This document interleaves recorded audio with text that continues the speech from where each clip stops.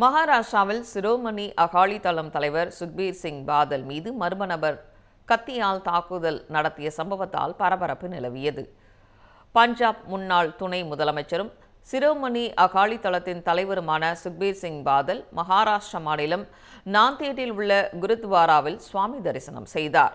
அப்போது மர்ம நபர் ஒருவர் கத்தியால் தாக்குதல் நடத்தியதில் அவரது கையில் காயம் ஏற்பட்டது. இதனையடுத்து சுக்பீர் சிங் பாதல் மருத்துவமனையில் அனுமதிக்கப்பட்டார். தற்பொழுது அவரது உடல்நிலை சீராக இருப்பதாக தெரிவிக்கப்பட்டுள்ளது.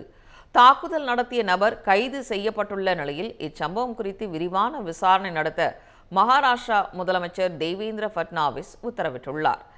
கடந்த 2024ஆம் ஆண்டு டிசம்பரில் அமிர்தசரஸ் பொற்கோவில் அருகே சுக்பீர் சிங் பாதல் மீது தாக்குதல் முயற்சி மேற்கொள்ளப்பட்டது குறிப்பிடத்தக்கது.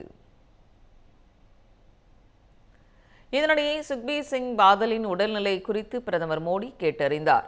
சுக்பீர் சிங் பாதலின் மனைவியும் நாடாளுமன்ற உறுப்பினருமான ஹர்சிமிரத் கவுர் பாதலை தொலைபேசியில் தொடர்பு கொண்டு பிரதமர் நலம் விசாரித்தார்.